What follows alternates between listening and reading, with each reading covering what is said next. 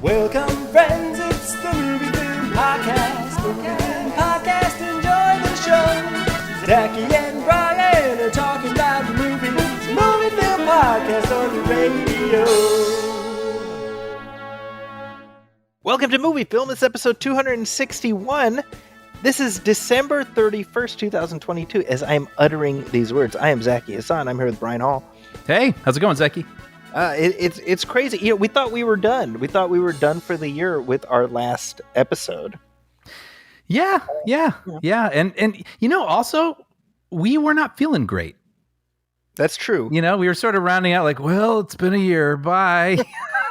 we were just about wrapped. You know, but it's like having a late night meal at Taco Bell. Afterwards, you go to the bathroom. You think you're done. It's just a little bit more to squeeze out. Yes. And, of 2022. That's this episode right here.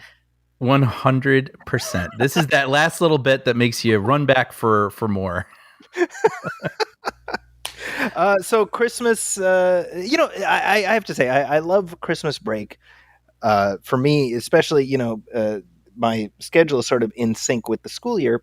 Mm-hmm. And this time of year is very special to me because it's the only time of year where at any given day, I have no idea what day it is. Yes. And I love it so much. That is such a funny thing. I think I've been feeling that without realizing it. As it's, you know, coming to an end, I'm starting to be like, oh, wait, okay, yes, 2 days from now, I have to think about this, you know, that kind of thing. Right. Yeah.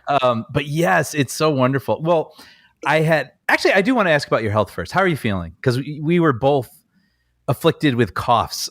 And also when I was editing, we both sounded so like run down. It kind of made me laugh later. I didn't realize as we were doing it, but as I was listening to it, I was like, oh, wow, listen to us. So I want to see how you feeling. I am feeling much better. Thank you for asking. It has been a steady diet of just herbal tea and cough drops for the last several weeks. And I'm now back to my fighting trim of being moderately unhealthy. So right. Yeah. Do you still have the cough? I do. Yeah. Me too. And I've heard from other people who've had it who had it ahead of me that they still have it. And I'm thinking, oh, seriously? Like, you know, when I eat, it sort of enhances it. When I laugh, you know, I'm so ready to get rid of this cough. Yeah, but I suppose on the spectrum of things people are dealing with during this particular holiday season, that's relatively low on the totem pole. That is very true. I mean, I'll take that the lingering effect rather than actually being sick with anything any day. Yeah. So. But yeah, it was been interesting over here. You know, my parents were out here for Christmas, and if anyone remembers, a year ago, Federica and I got COVID at Christmas. So my parents flew out here, and we couldn't see them at all, and it was really sad because I don't get to see them a ton throughout the year. So in the build-up, you know, we were trying to go do this and that. I can't remember if I mentioned it, but we saw like the Grinch outdoors, you know, and trying to kind of stay outside and stay away from flu, COVID, what have you sort of things in the days leading up. And it worked. I'm so thankful. My parents were out here for just about a week and it was a great time. It was so nice. But at the end, when they were ready to leave, they got caught up in that whole Southwest travel fiasco. You know, I don't know if you've read. Holy crap. Yeah. I mean, you see this all the time. It's like, oh, there's a big storm. You know, flights are being canceled. And I was like, oh man, that sucks. You know, I didn't think anything else of it. But then, right. You know what I mean? Like that's kind of a typical headline you see when there's a big storm in the country, but I wasn't realizing the scope of it. And then it was like, yeah, you know, over 2,000 flights canceled. And you're like, oh wow, that's a lot of think and then eventually my parents' flight gets canceled. And so I think by the end, Brian, it was just like the headlines was just like Southwest gives up and it's like a shrug emoji. Literally. I mean, that's like literally what it seems like happened. And I think we'll get more details, you know, at a later date, but it seems like it was a whole confluence of things. It was personnel out sick with COVID and sickness and whatnot. And it was the weather in the country, but it was also an outdated software issue, Yeah. and they just collapsed and just had to basically, like you say, just kind of swipe everything off the table and be like, okay, we got to start over because we can't fix. Hey, we're gonna take a mulligan and just try this over. Yeah. Yeah. And so, we got an extra day with my parents, which of course was nice, but they have a dog that was in, like I forget what you call it, like a canine hotel or something, whatever those are called, Okay. pet hotel, and needs medicine and only had a certain amount. And like, they wanted to get back to her and make sure she's okay. And so we're trying to do it in a timely way. And they ended up booking on another airline. Excuse me. I'll probably be cutting those out throughout this thing. They ended up booking on another airline that had a connection flight. Oh, and by the way, so we have two airports that are close to us, but those were very expensive. Flights were in the thousands of dollars. And so we booked an airport that's much further away from us, Ontario, for people who know the area, and which is by San Dimas, by the way. I was like, San Dimas. Loves San Dimas. When we were driving to the airport, I pointed the sign. I'm like, look, guys, San Dimas. He loves baseball. Sorry. And so, so we booked at this, further away airport, and they had a connection, and then the connecting flight. No, I'm sorry. The original flight, the first flight, got pushed. So they would no longer make the connecting flight. And this is already a jigsaw puzzle, right? Right. And so we're like, oh, what do we do? And we were trying to call, and then the you call like a phone service and it just hangs up on you. It's just, everybody is just overwhelmed. And so to make a long story short, we were like, okay, let's get to the airport. We obviously have to talk to someone. And this airport is much smaller than something like LAX or O'Hare or something. But I mean, there was this line and it took over 2 hours and we had to communicate with someone. And then people start getting cranky in line and everyone thinks they've got to be the guy to vocalize their frustration. And, no one wants to hear it, and that gets kind of annoying. But I also had this thing, as long as he's not hurting anyone or really, really demeaning anyone, there was part of me that was like, you know what? If this prevents him from doing anything worse, maybe this is okay. You know what I mean? Just sort of loudly sighing and saying how he's feeling. It's like, all right, just he's the guy on the boat in The Dark Knight who's like, we got something about this. He's that guy. Yes. Yeah. And it was funny. Someone did, not this person, but another person did go up and you could see them talking animatedly, with their hands. And then the second that person turned around, one of the ticket, taker people was like, hey, everybody, when you come up here and talk to us, it slows everything down for everyone. And I was like, immediately after this person walks away. So it's like he's being publicly shamed in front of everybody. And it was pretty funny.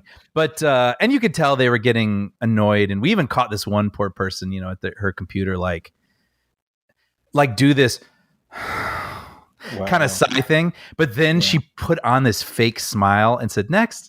And I was like, wow. Oh, this poor person. And I mean, I was seeing on Twitter about people at the gate at the computer literally collapsing in tears after doing this for hours upon hours upon hours with no end in sight. Yes. And when you think about it, they're taking it on the chin for things that are entirely out of their control. Absolutely. And not even, I mean, we're probably majority disgruntled Southwest customers, and this is some other airline trying to help everybody else out. And I had the same thought, you're frustrated and you almost even want to sigh and do all these things as you're talking to them, but it's like, it has nothing to do with that person. And it's hard to reconcile that. Yeah. But we made sure that we thanked her and, we're like, I mean, the line just kept growing. It was never going to end. And just thinking that they had to deal with that probably till the end of the day. I mean, But what ended up happening was my parents then flew halfway there. The airline put them up in a hotel, then they were able to do another flight the next day. And so it all worked out, thankfully. But man, my thoughts are with all the people that had it, that bad and worse. I mean, who knows? So, I mean, this tends to keep happening with Southwest. This is at least the third or fourth time. I mean, not to this extent, because this is sort of, biblical, Yeah. but right, but I mean, I've told the story on this show. This is 2016 when I was invited to the White House, Yeah. and Southwest, the entire nationwide computer system crashed Yep. while I was heading to DC. Yep. And I that whole remember that. Yeah. nightmare that ensued, right? Like, but for very luckily catching a connection, I would have missed this event. So I got to do the thing where I called afterwards. In fact, I was staying with you because I flew from Hmm. DC to LA, Hmm. and you may have been at work at that time, but I called Southwest, and I'm like, now you're not going to believe this, but I was invited to the White House, Right. and Right. I almost missed it because of you guys. Yep. And they did credit me all that, but I mean, 2021 this happened. I mean, this, and it feels like the issue really, when you think about it, is that, and this would apply for most of the major carriers, but I think Southwest especially, where they might be apologetic, but they're also to some extent like, what are you going to do? Fly with somebody else? Right. Right. Right. You know what I mean? And so I think now I'm very curious what the next 6 months look like as far as what happens with Southwest. Yeah, and I used to fly them a lot, and then just with the travel I do these days, I go on kayak. By the way, I go Mhm. on kayak.com and I look up where I want to go and I try to find the most affordable flight. And it used to be that Southwest was the most affordable Yeah, airline. And so in a way, I mean, I think it's important that they exist. I mean, I think it's so sad how prohibitive travel can be, that's right. and so I think it's good that there are a couple airlines that don't charge as much as other airlines, and maybe they don't have TVs or whatever, but at least it gets people to where they need to be and seeing the people they want to see. And so it's a bummer. I don't want to see them go away in a way, but uh I don't know. I just it seems that there was this resistance to some sort of system change. Like they have this way that they do things. It collapsed upon itself. It's happened, like you said, many times. This time, like you said, was biblical. And you think so. I read somewhere someone saying it would be really tragic if they fired like some sort of IT team over this when it was probably an IT team for the past decade or more saying, you guys got to change this. You know what I Yeah, mean? They would that's probably right. know more than anyone. So I don't know. Who knows what's going to happen, but I hope it can get fixed and, who knows? Well, that has been planes. Now we'll cover trains and automobiles, and that'll keep this in the movie category of this show. Um, uh, what else has been going on, non-travel related? Well, I watched a bunch of Christmas movies, and I mean, I'm just gonna name check them because I think everybody's seen them. But watched "It's a Wonderful Life," which I just adore that movie. I every time it just gets me really it gets its hooks in me every single time. I always get emotional watching that. Have you seen "It's a Oh, Wonderful Life"? I've seen it many a time back Yeah, and when you like it? I very much do, and I was actually. It's funny that you say it. I was just thinking this morning. This is random. I was so I now have to give a little backstory. So my YouTube algorithm currently is in the Siskel and Ebert episodes cycle, Yes. where I'm in the garage working on stuff, and I just on my phone I'll put on a Siskel and Ebert episode, and it just goes from one to the next to the next. So there was an episode from summer of '97, which was right around when Jimmy Stewart died. Ah. So they had a little segment paying tribute to Jimmy Stewart, and talking about Man Who Shot Liberty Valance, which we'll talk about in just a second, and Vertigo, et cetera, et cetera, and then of course Mr. Smith and It's a Wonderful Life. So I'm watching Hmm. the clip from It's a Wonderful Life, and I was like, I had two thoughts. I was like, number one, I'll bet you most people, if they know Jimmy Stewart, it's because of It's a Wonderful Life. Yes. That was thought number one, and then number two was, is that even the case anymore? Because Hmm. it feels like It's a Wonderful Life. It used to be, it aired Mm. on every channel because it was what do you call it, public domain, Hmm. Hmm. right? And so everyone saw it just by virtue of, like, if you were watching TV during the holidays, you're probably going to come across It's a Wonderful Life. And then the rights got locked down, and I don't feel like it's a thing anymore. I don't feel like, notwithstanding the Brian J. Halls of the world, Yep. Yep. I don't know how many people make that a requisite experience, and I don't know how many people discover it anymore. That is so interesting, you framing it that way, because it immediately put into my head. We watched Lampoon's Christmas Vacation multiple times, throughout the month. And Right. there's that scene, when the grandparents arrive and they're showing what people are doing around the house, and the boy, Rusty's watching It's a Wonderful Life in the middle of the day, just Right. laying down on a couch. And that's like, to me, like, yeah, it's probably on all day in December, and I just watched it because it was there and I grew to love it. Right. But you're so Right. right. I mean, it's not there for discovery in the same way. Right. And so I wonder if it has returned to being something that's beloved by a group of people and needs to be shared again. It's not just like your kids aren't just going to stumble on it and That's become right. fans of it. Like you need now, oh, it's on tonight, or you make an appointment to show it to them. Yeah, you're so right. That was such a moment in film history, Yeah, I mean, I was just thinking about that in the context of Jimmy Stewart being gone for 25 years now, right? Yeah. And like even at the time when he died, I mean, I knew him, and I'm sure you did, but he Mhm. wasn't a present day movie star when he died. Sure. And 25 years later, I guess it's just sort of a broader comment on how transitory most of these things are, Mhm. where it's like he's known and he will always have an important place in film history, but it's just who remembers Jimmy Stewart, you know? Yeah. Yeah.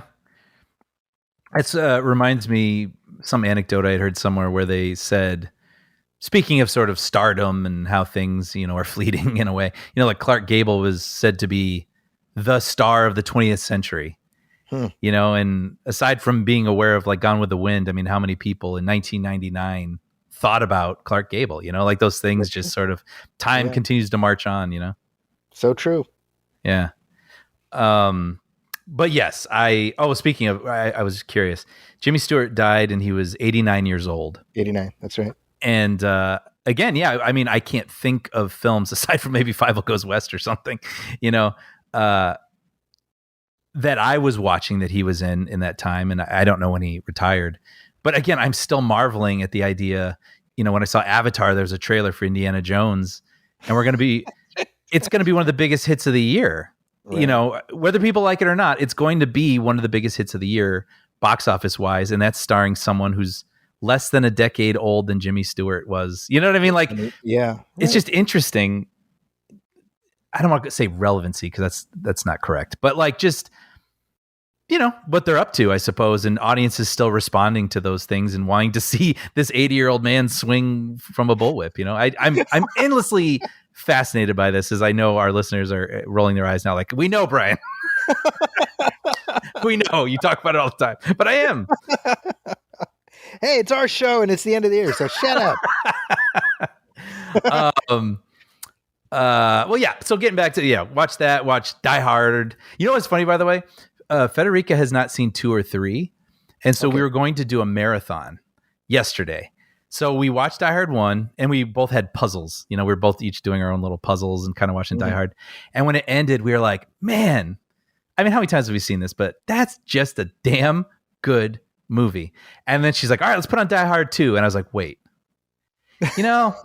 like, let's do that some other day, because I don't want you to be okay on that one. Let's just enjoy, you know what I mean? Let's just celebrate how good this one is, and then we'll come back another day. And I didn't want to ruin.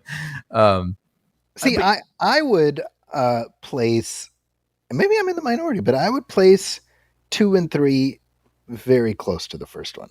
And by the way, yes, that sounds like I think it sucks. I don't. I like Die Hard 2, but I think 1 is so good. And I don't think she'd mind me saying this. I mean, like, she handles violence on a case-to-case basis, and somehow like 1 works for her, and 2, I just have a feeling with the mercenaries and the icicle stabbings and things. Like, I just feel like it's going to play slightly different, and I just wanted to enjoy that and then move on to another thing that I knew we would love. And then I know when we get to 2, because I told her 1 is like kind of its own action masterpiece. 2 is like a darn good action movie. You watch movies and you're like, oh, that was a fun action movie. It's like, no, this one's good. It is better. It's got great set pieces. It's fun to see this character again. I think he's employed well. And I love 3. I think I might put 3 as second for me. But Yeah. Anyway, I don't know. I don't know if that makes sense to you, but It absolutely does. yeah. Watch the Grinch, animated Grinch. Watch the Jim Carrey Grinch. Oh, I hadn't planned on talking about this, but I'll say really quickly. I read another book. Oh, really? Can you guess how old this book was? I'm gonna say 1920s. This book is from 1843. Well, damn, I overshot the mark. 179 years old. I read A Christmas Carol for the first Okay, time. wow. Okay. I just got it in my head that, I mean, it's such a classic story, and I wanted to read the original text and just, I don't know, kind of see what it was all about. And to my surprise, I didn't even realize it was that old. I couldn't believe the story is fully there. It's not like it's been taken and modernized or improved upon, or a nugget has been, oh, but what if it was this? And everyone has now taken that to be what it is, you know, and I didn't realize it was different in the book. It's all there. And I was shocked. I mean, it's already perfect. It's about 120 pages. It's just a perfect little story that's never needed to be touched. It just keeps getting remade and reinterpreted, you know, with Muppets and whatnot. And it's kind of a marvel, honestly, you know, just what a perfect little story it is. And I enjoyed reading it. So I just thought I'd mention that. That's fantastic. Brian's Book Corner. You should watch rewatch Muppet Christmas Carol now that that's celebrating its 30th anniversary. Yeah, I saw a funny thing online too, where kids were realizing that Marley wasn't two people in the book, because I guess it's Statler and Waldorf. That's right. Are like Marlies in that one, and so then when they see other versions or read it, they're like, "Oh, there's only one Marley," which is kind of funny. But the two movies. Oh, by the way, because I know you have screeners. Yes. I think the last movie I'm trying to see from like this year. No, actually, Brian, real quick, while we're talking about Christmas Carol, this just you uncorked a memory. It reminds me that there was an episode of the Real Ghostbusters, the animated series, you know? Which, you know, that show was story edited by J. Michael Straczynski, who did like the new Twilight Zone in the 80s, and he created Babylon 5. So that show always had kind of a little bit of a wit, and it was slightly smarter than you'd think for animation. So there's an episode where the Ghostbusters are inadvertently flung back in time, but they don't realize it. And they see this old man being tormented by a ghost. So they unleash the trap and they capture the ghost. And it turns out that that's the ghost of Christmas past that's going after Scrooge. That is so clever.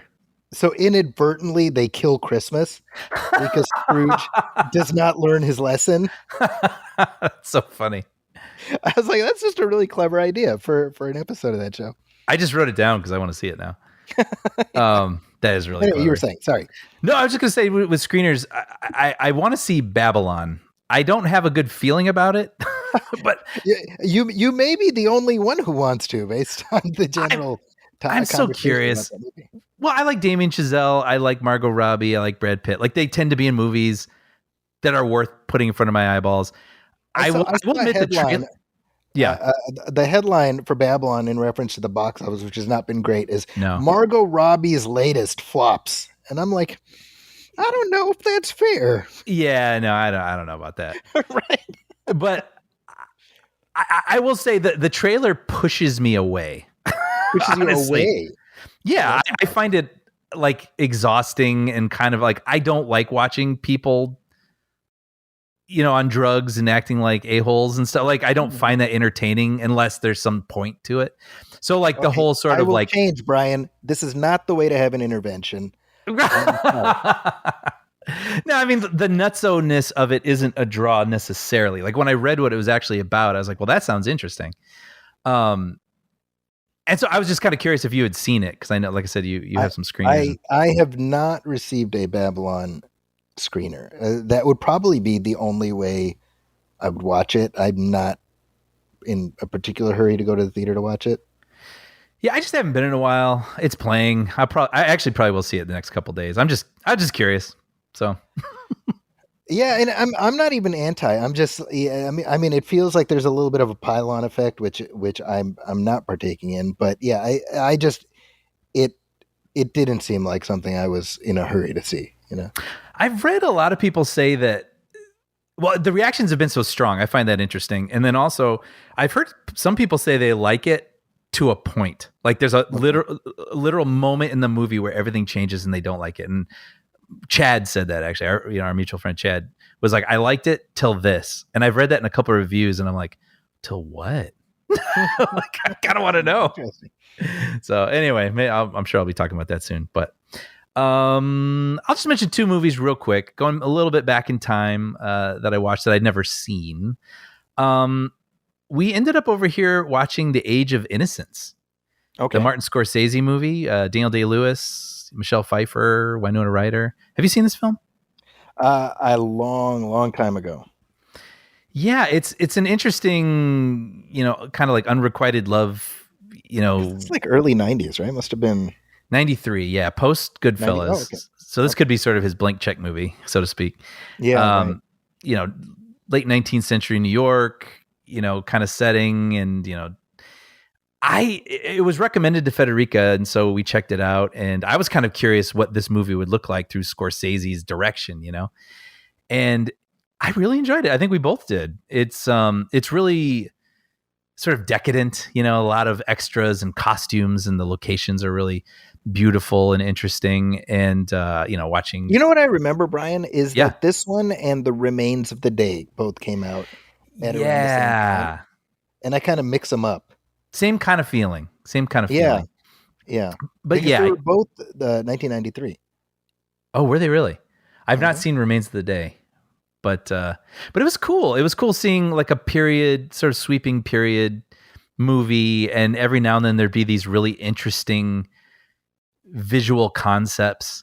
Like he uses irises, like iris in, iris out. Or if someone's in an opera viewing box, Mhm. he'll like iris in on the two people he really wants you to pay attention to instead of pushing in on them. And I was like, oh, that's really cool, and a couple interesting uses of color. And yeah, it was good. I definitely recommend it. I don't, if that feels like that flavor might be boring, it maybe for you. So Yeah. not a sweeping recommendation, but if it sounds interesting and it's a Scorsese, if you like Scorsese and it's something you've missed, I found it worthwhile and nice to watch. So I thought I'd mention that. It's crazy because when you look at Scorsese's filmography and just everything it encompasses, from Taxi Driver to Yeah. obviously Goodfellas and Gangs of New York, etc. And I don't know about you, but the one question I want to ask him is, would you do a Marvel movie?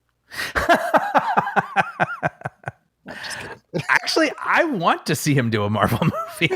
I really would. I'm damn sure not going to ask him. I know that. No. No.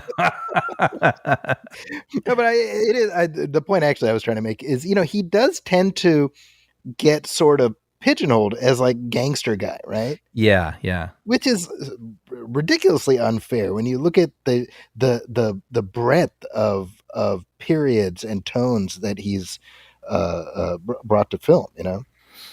Yeah, I mean, just for some reason, first thing popped in my head was Hugo. He's made a Here you children's go. film. Exactly. Yeah. Exactly. Yeah. But I do have bigger gaps than I'd like to admit in his filmography. I mean, with Mean Me Streets too. and Me too. so Yeah. I maybe that'll be an experiment this year. Where I try to catch up on that. But one more movie, older movie that I watched, which I had seen actually. Skipping ahead a decade to 2003, was we revisited Big Fish, the Tim Yeah. Burton movie. Yeah. Do you remember this? I mean, like, is it, I do. what were your opinions on it at the time? Because this was an interesting moment for Tim Burton, right? Where he has made his dark sort of Batman movies and Edward Scissorhands, and then he comes out with a movie that feels kind of, not necessarily his voice, Yeah. So, well, first of all, Albert Finney is fantastic in it, and I was like, oh, he just died this year, and then I look it up, and he actually died almost 4 years ago. Oh, Which, wow. yikes. Yeah, I think I've said before, I like uh controlled doses of Burton. Yeah. I Yeah. I don't like, generally speaking, I don't like unleashed Tim Burton, and I feel like this is what I mean when I say controlled doses, Mm, because it's there's no mistaking it as a Tim Burton movie, Yes. Yeah. but it's certainly brighter. There's less spirals on things, squiggly Yes. lines. Yes. And just the the emotional underpinnings of the story. I think the older I get, the more I just really plug into that. Yep. Yep. Uh, Albert Finney's so great. Jessica Lange is so great. But then, Ewan McGregor and what's her name? The younger Jessica Lange, I forget her name. Alison Lohman. Yeah. Yeah, I mean they're great. Mm-hmm. Mm-hmm. So I feel like in terms of the Burton catalog, this one is sort of criminally overlooked, even though I think it did okay when it came out. Yeah, I think it was thought that it was going to be sort of like an Oscar-y movie, Sure. and then it didn't happen. And so, that could maybe unfortunately make it look like it didn't do what it set out to achieve. But I think I agree with everything you just said. When it first came out, I remember feeling unsure how I felt about it. Like I remember unfairly again. I think it got compared to Forrest Gump a little bit as it goes through Sure. time and has these Right. vignettes, um, possibly sort of tall tailish sort of things, like with the shrimp boat and all that stuff. But I think, like you said, I enjoyed it more this time, and I think maybe just movies play different at different points in your life, and much like It's a Wonderful Life, actually, now that I think about it, I think I enjoyed it on a surfacey story level as a kid. But then when you grow up and you have things you set out to do and they don't happen, but then you realize, oh, well, this worked out in this way. You watch that movie in a different sort of way.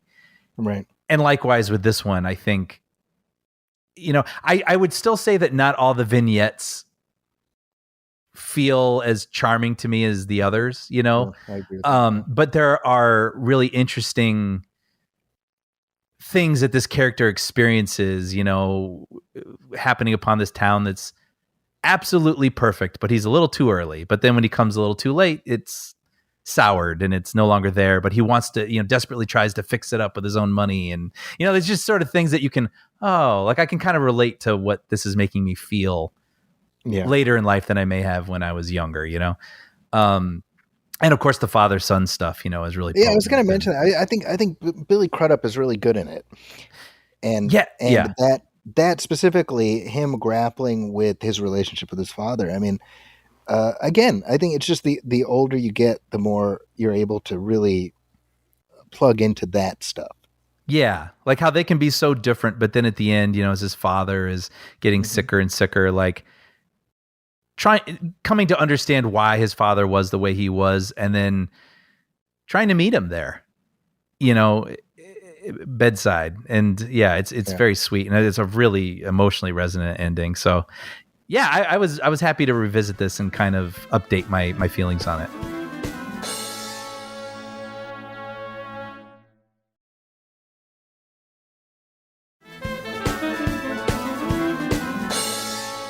Well, speaking of emotional and heartfelt, I worked my way through the Rambo series this past week.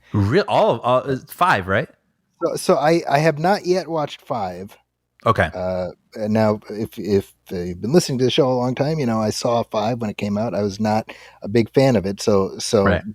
maybe by the next episode I'll have an update. But yeah, I watched First Blood with the boys, and and again, anybody who listens to the show knows my feelings on that. I think that I haven't listened to it, but my recollection is that's one of our better commentary tracks that we did when we talked through First Blood. Oh yeah, I remember having a good time with it and enjoying revisiting the movie. Yeah, and it's just a great movie. I mean, it turned 40 years old this year.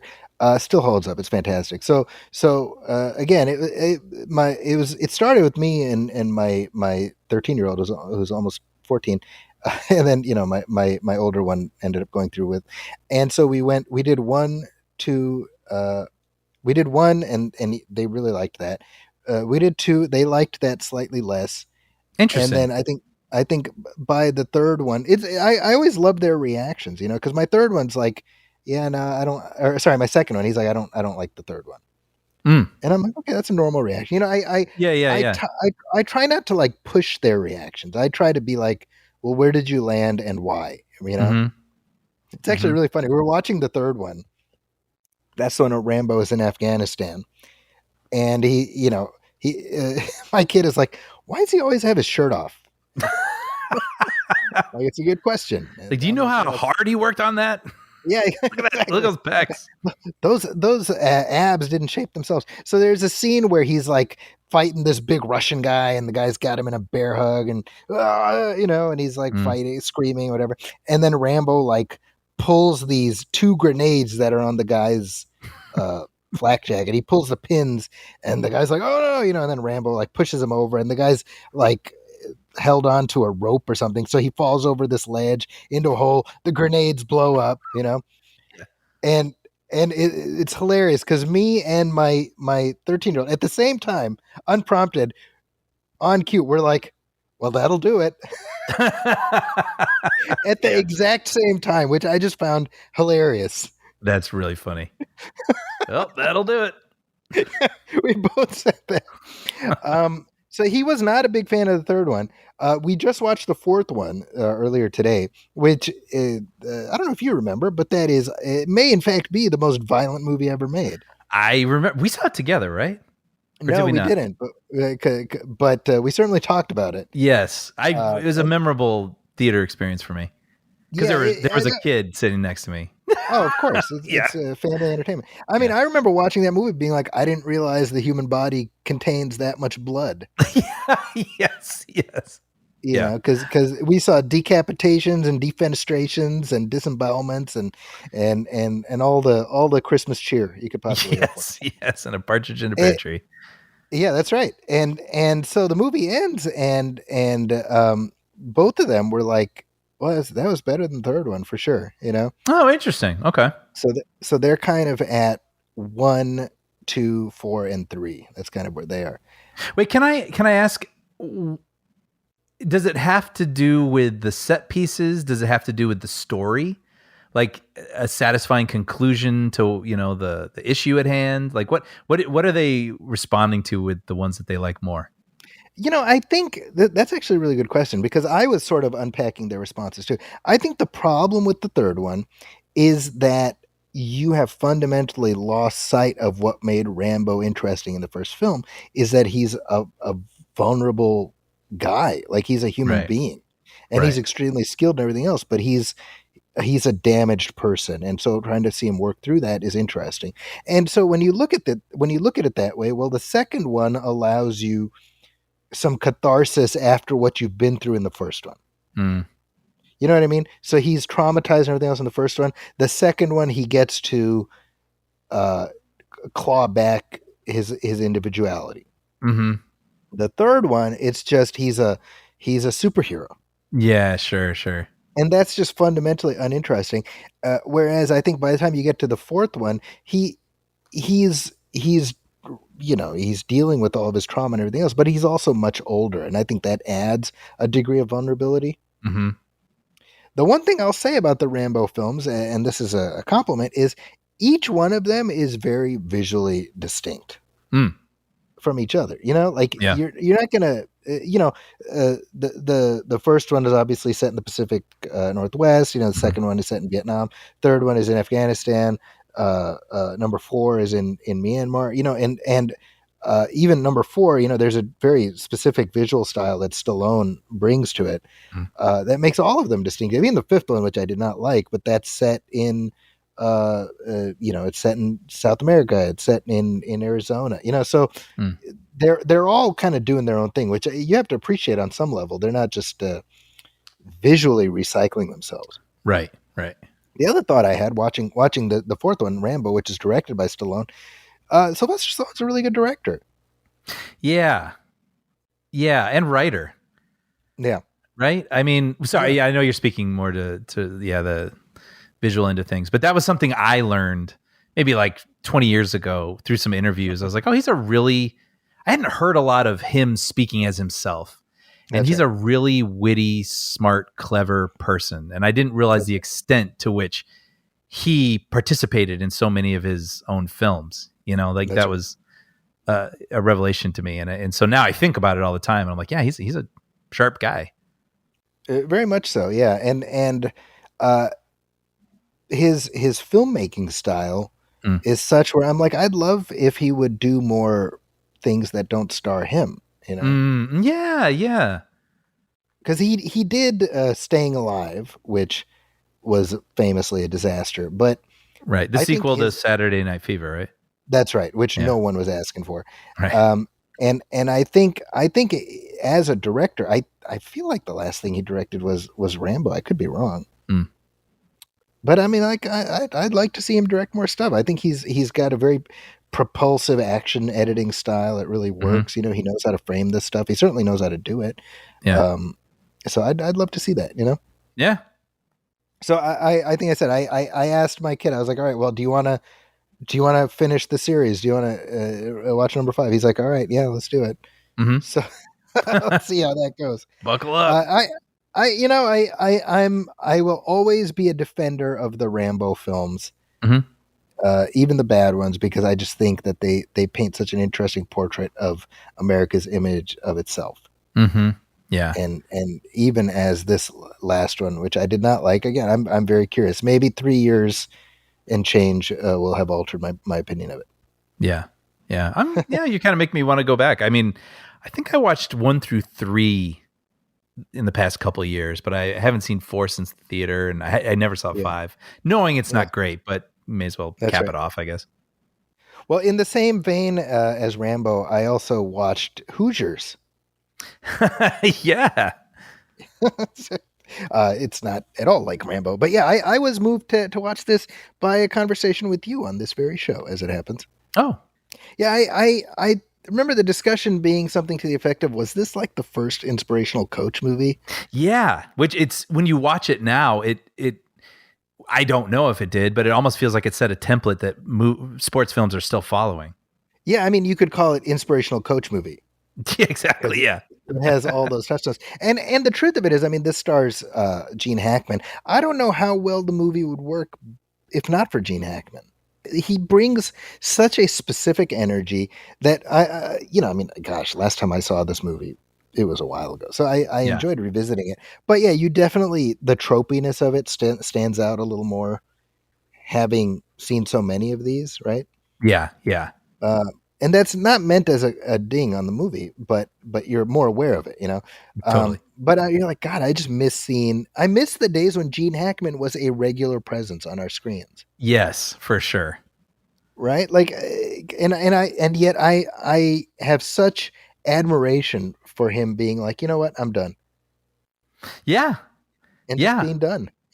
I mean, you see that a lot, like Clint Eastwood directing into his 90s or whatever it is, Yeah, and I think I can't wait to retire. I think about that's right. and so yeah, it's kind of amazing these people that they just work until they die. And so yeah, I kind of love that it's like, hey, I did the thing I wanted to do, and now I want to do something else. I want to Yeah. So admire it. so in that vein, we also watched Remember the Titans. Yeah, I haven't seen that in a while. Yeah, again, last time I saw it was back in 2000 when it came out, Hmm. and boy, it's like tracing paper on top of Hoosiers or whatever, and I mean, and you realize we had this conversation already, but like the appeal of the inspirational coach genre is precisely its predictability. Hmm. Hmm. That's why we watch those movies. Right. We want to go on this journey, and so you're like, what scenes does the coach character get? What quirky player characters are there? And Yeah. Yeah. what Yeah. what are the townsfolk gonna say? Right. Right. And I think that's what makes it work. And Remember the Titans, I think, is to me, it's almost like these two films are like generational touchstones, where if you're of a certain age, Hoosiers is that movie for you. If you're of a certain age, Remember the Yeah. Titans is that movie for you. You know? That's a really good point. And yeah, I mean, Denzel Washington's great in it, but like I forgot Ryan Gosling was in it. Yeah, I like you. I hadn't seen it since the 2000s, but it's so interesting. You watch them so closely together, and so you can Yeah, sort of see the overlapping here's the kid who doesn't want to work hard or Yeah, right, has a exactly. family trauma that he needs to, that's affecting his play and all that. Yeah. And it is funny because the kids are like these movies. Yeah. One of them was like, oh, let's watch more of these. And so I have like a playlist on Vudu where it's just like family movie night stuff, and I just add movies to their things that we can watch. And there's like five or six of these coach movies, like Mm-hmm, Miracle mm-hmm. and McFarland USA and stuff. And I was like, I want to space these out. Yeah. Yeah. Or your kids might I get think burnt that's the out on them. best way. Yeah, yeah, because you watch like six in a row, you'll be like, well, they're all the same movie, Yeah. Yeah. you know. That's really funny. Another thing I've seen, Brian, and this is one I've been looking forward to discussing with you. I finally got around to watching The Fablemans. Oh, I can't wait to hear.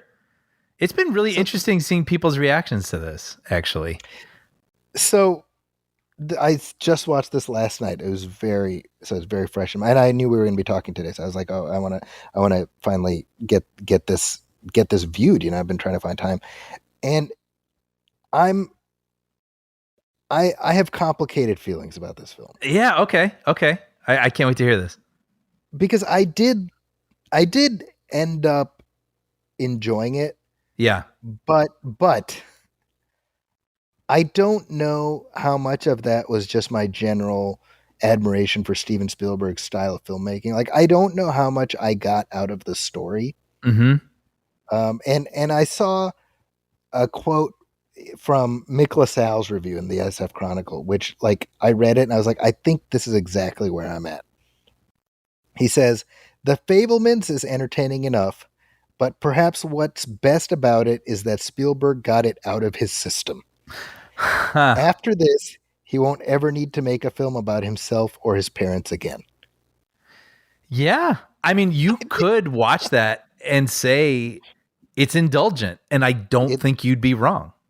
I You that's know? I think indulgent is the one word that kept coming to my mind as I was watching, because it felt, and it's so weird, right? I had this, I'm having this discussion with myself, right? Because I'm like, this what Spielberg did here is the equivalent of somebody writing a memoir.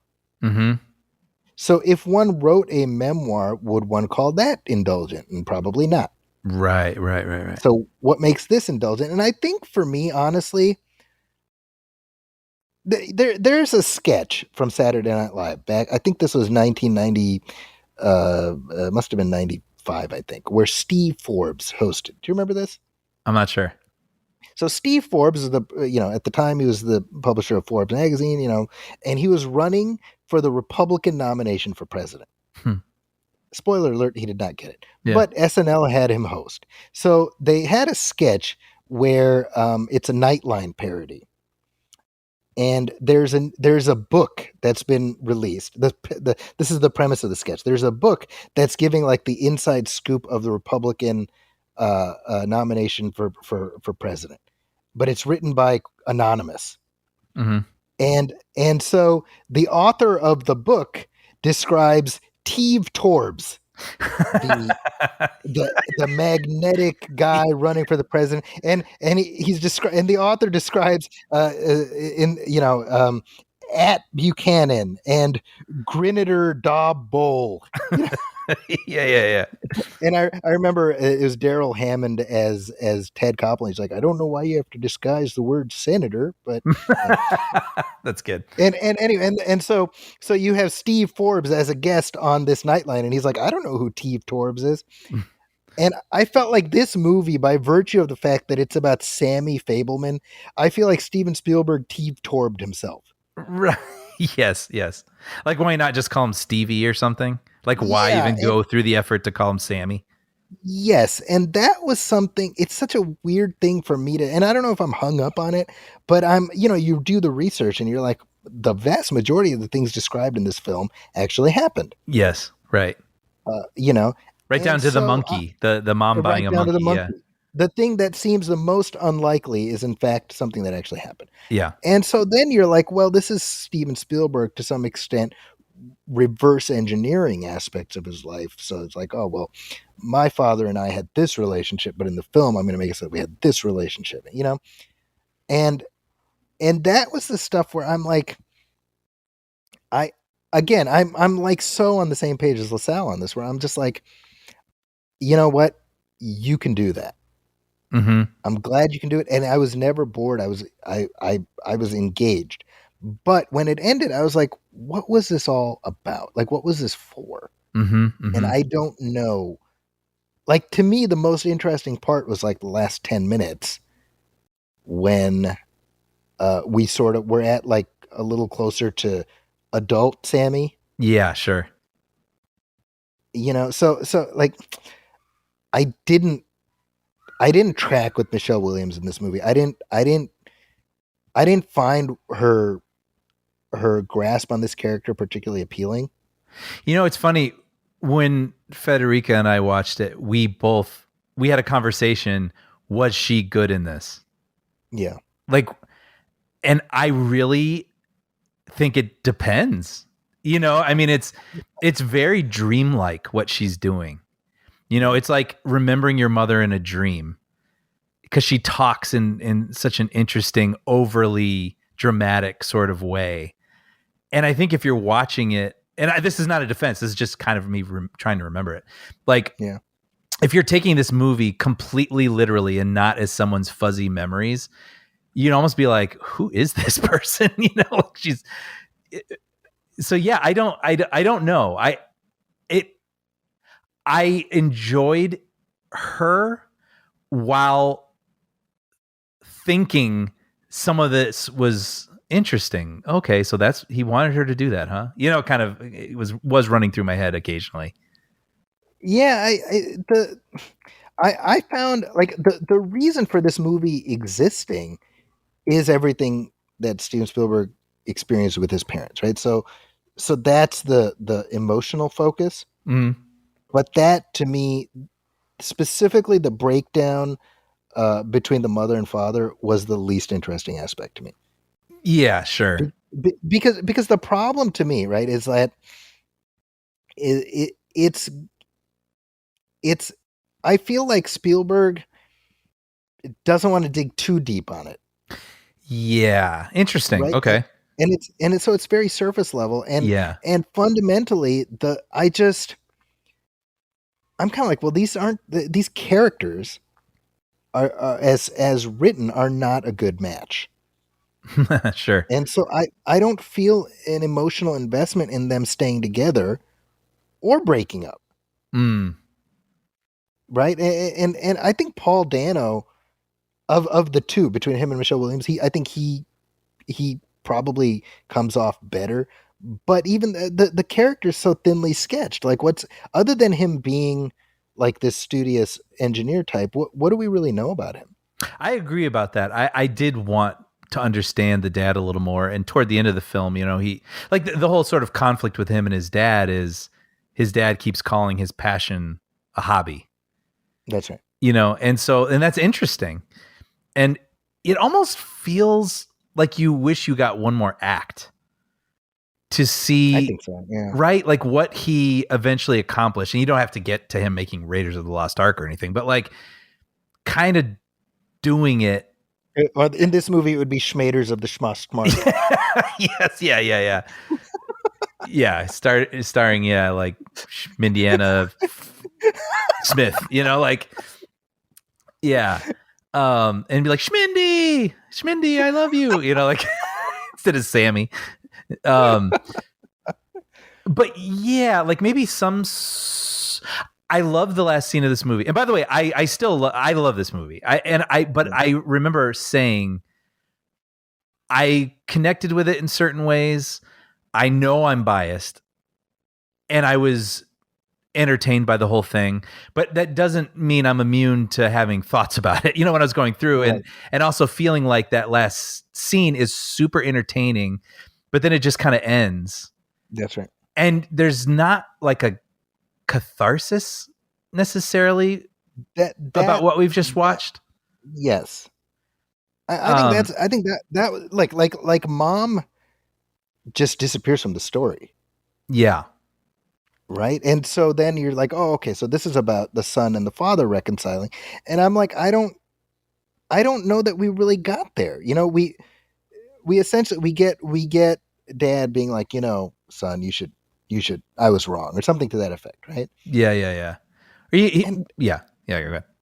I was just like, I I don't know. It gets to sort of the ropey nature of Act Three, where you've got, um, I guess the idea was like, the screening this film to, that he made, to his high school colleagues, and they're like, suddenly it's this realization that, oh, he's actually really good at this, Yeah.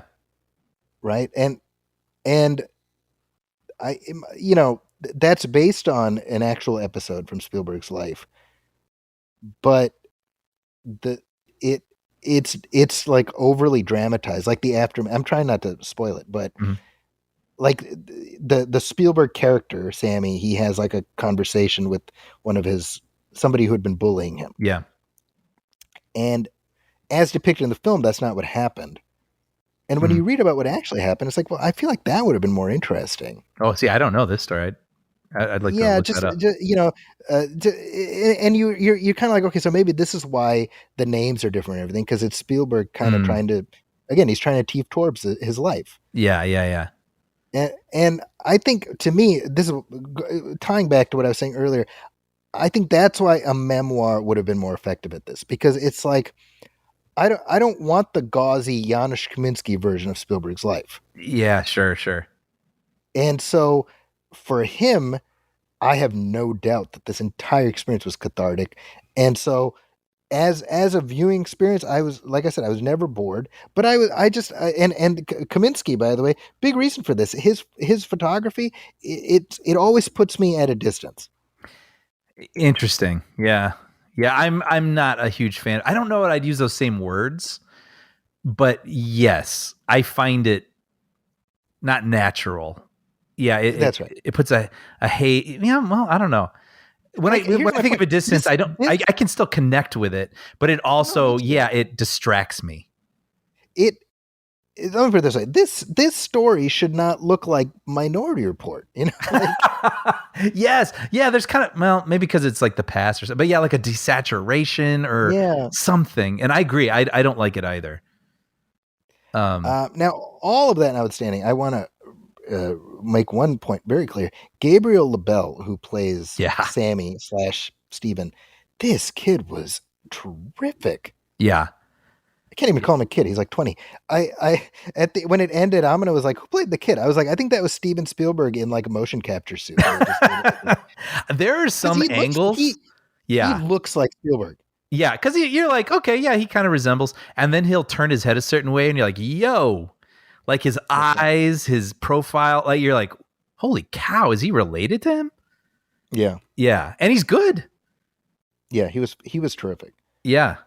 Yeah. So I have this, like, I did enjoy the movie, Hmm. but like these were my issues with it. I was just like, it it felt like a movie Spielberg was doing as a form of catharsis, and so I'm glad he got to do it. Yeah.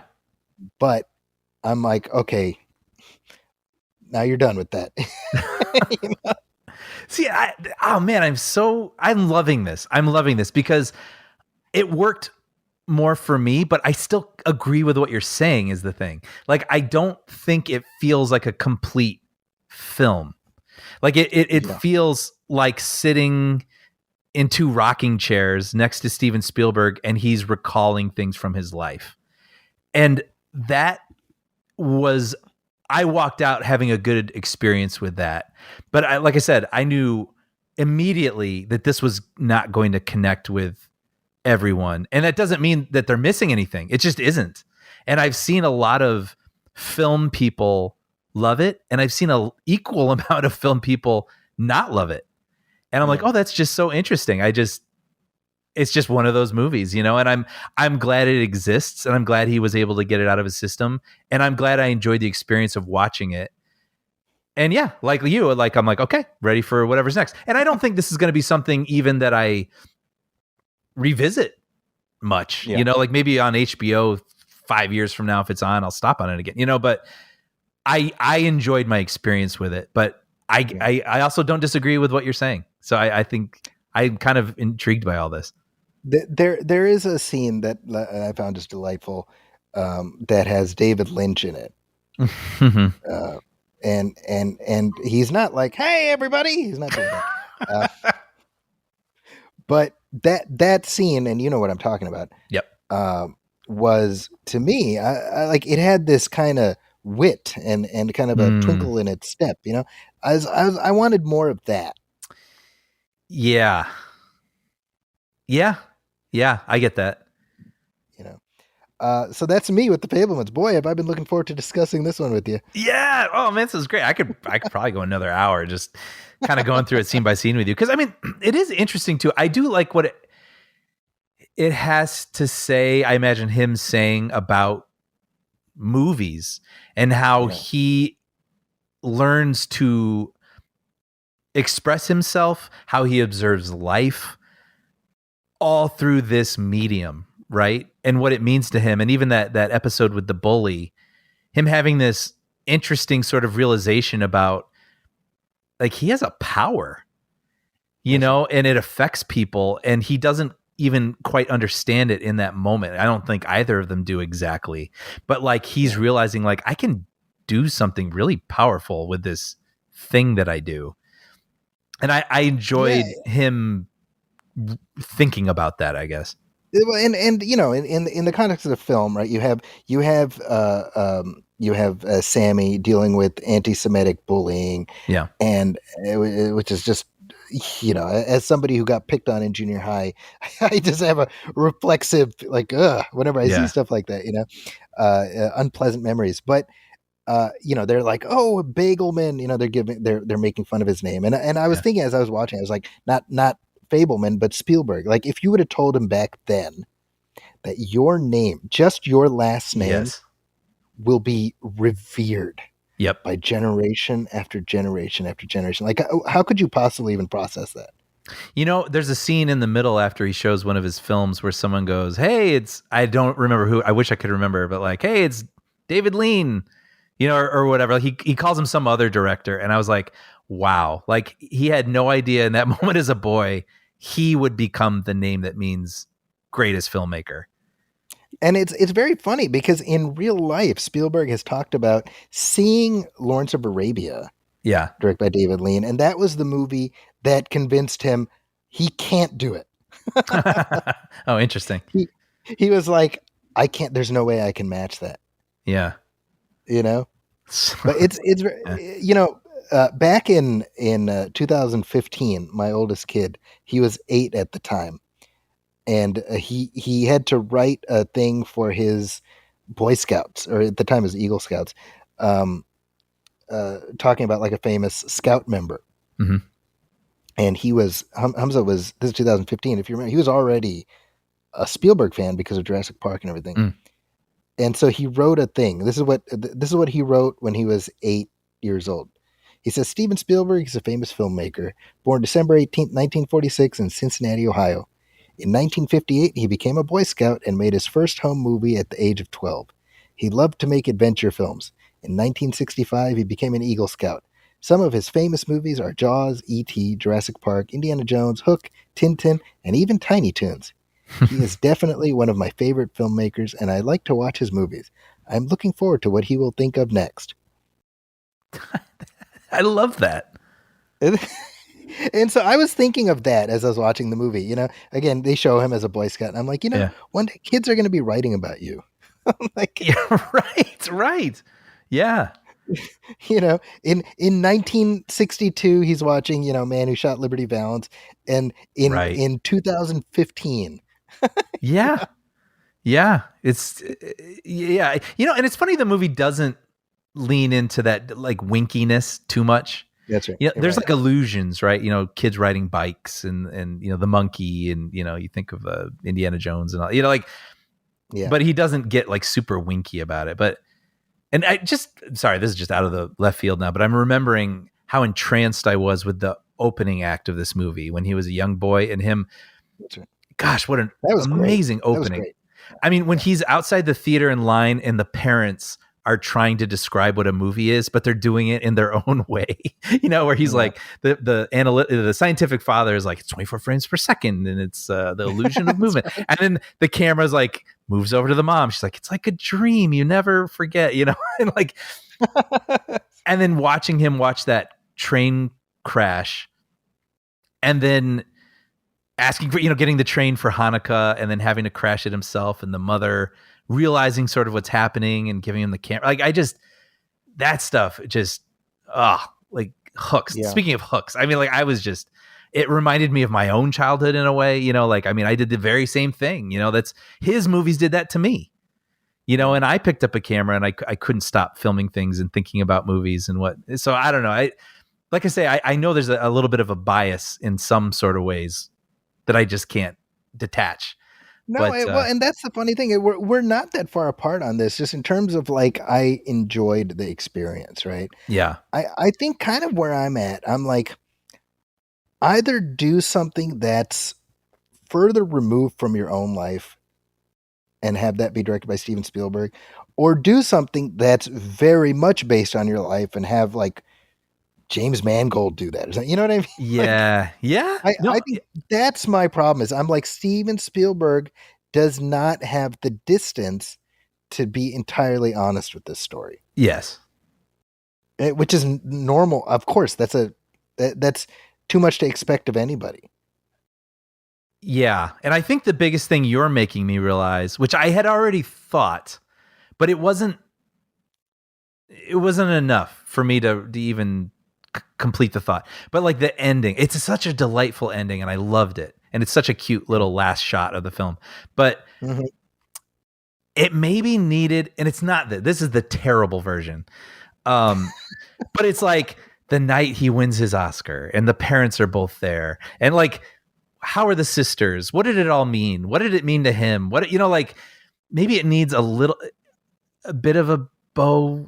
I mean, that's terrible. I'm Mhm. telling you that's terrible. But like Yeah. maybe some sort of, like I said earlier, I guess a catharsis, or what did it all mean, and what and Yeah. it doesn't have that, so it does just feel like a collection of memories.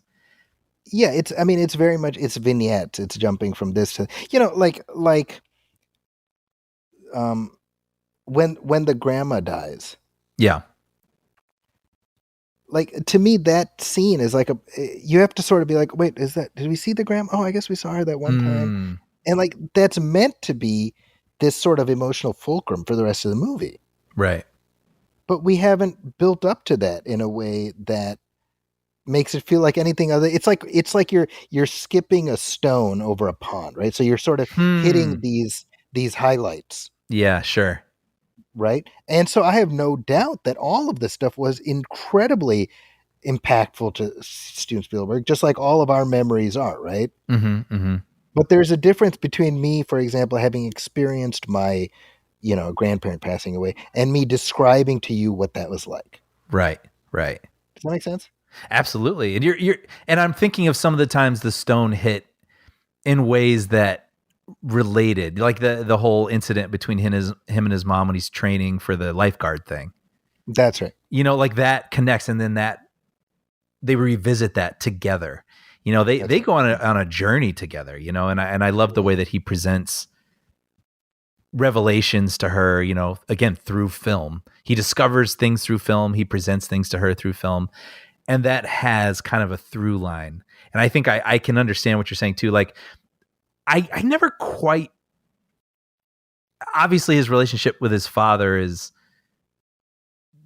challenging, and we all know this because of his movies, but I don't know that we get the same conclusion, or sort of here's what I've thought about over time, or what this has meant. There's Yeah. still Well, some open and part of threads it, at the end a little bit. well, because he's essentially, you know, doing it again, but doing it right. Yeah. Right. So, I mean, he's talked about how his father essentially took the blame for the divorce, even though it came from mom. So Yeah, yeah, I see what you're saying. Yeah. he Spielberg wrongly blamed his father, and there's a rift between them for about 15 years. Yeah. What this film does is say, well, we're going to do it right this time. Right. Right. And so for him, I have no doubt that's incredibly therapeutic. Yes, but we may not have that piece. That's it, right? Yep. Yep. So I mean, again, it is a thumbs up from me, but it's with this sort of list of caveats gathered underneath it, you know. This has been one of my favorite discussions this year. I've really enjoyed this, Well, and I'm I glad really we appreciate. snuck it in under the wire. Yeah, well, no, I've really appreciated your insights. I think this has been great. Well, in the same vein as the Fablemans, I know you and I both saw another movie Yes, we did. about family reconciliation. Right? Yes. I'm talking about Violent Night.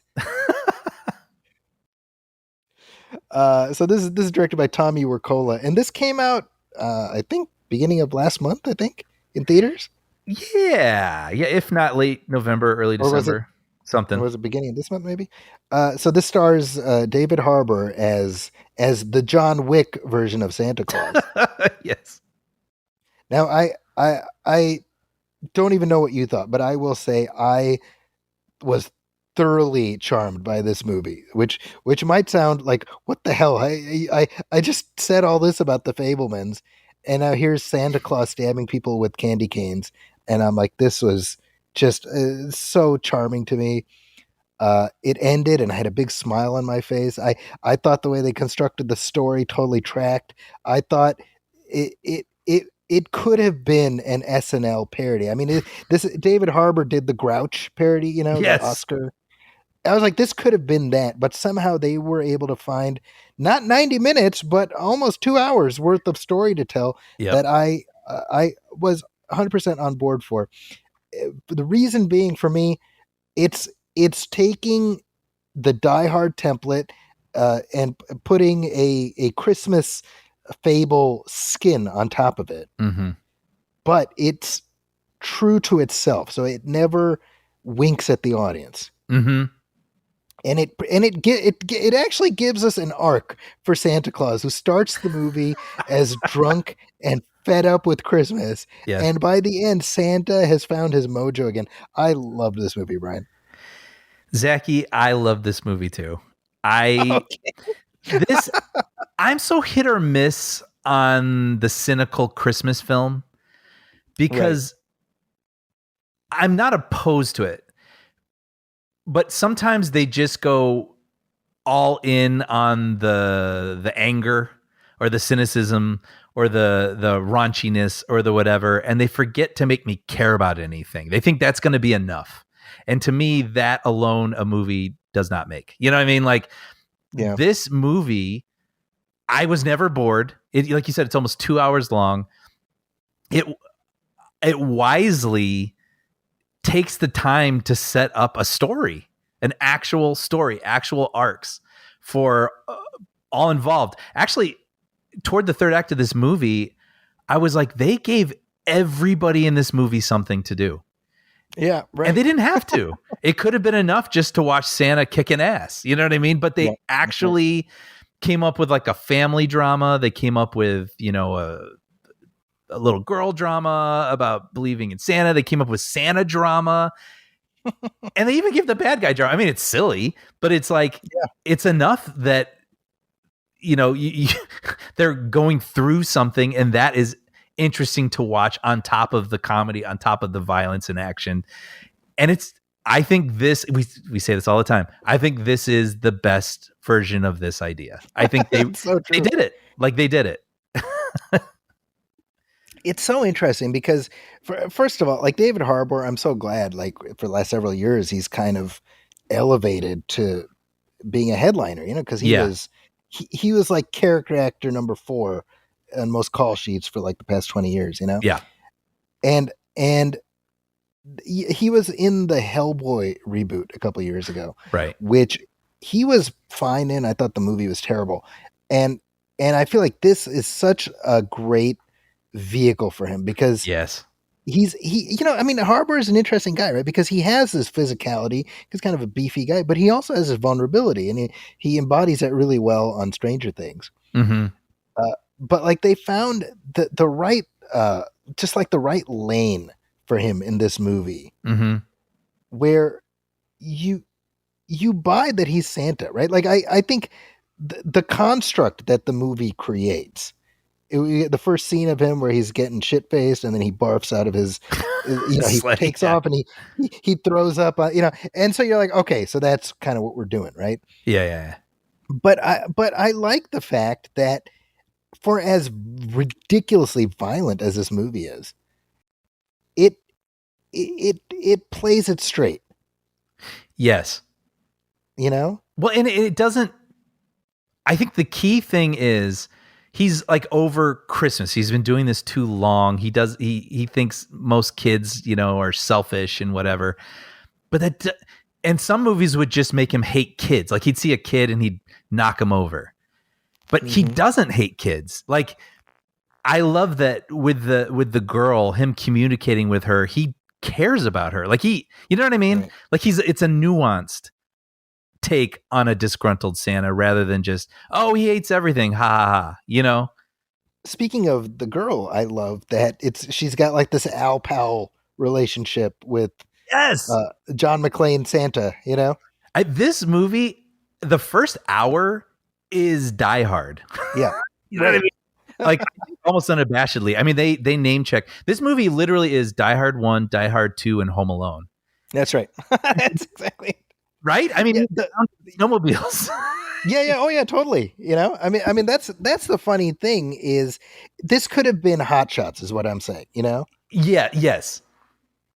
Yeah. And that, I think, and that probably would have been fine for if that was what they were aiming for. But it had a harder job where it was like we're creating this ridiculous sort of parody scenario that we want you to take seriously, Mm-hmm. Mm-hmm. which is, I mean, that's like juggling chainsaws while you're standing on a spinning platform, like Right, right. there's degrees of difficulty, and so for what it's trying to do, it 100% worked for me. Yeah, I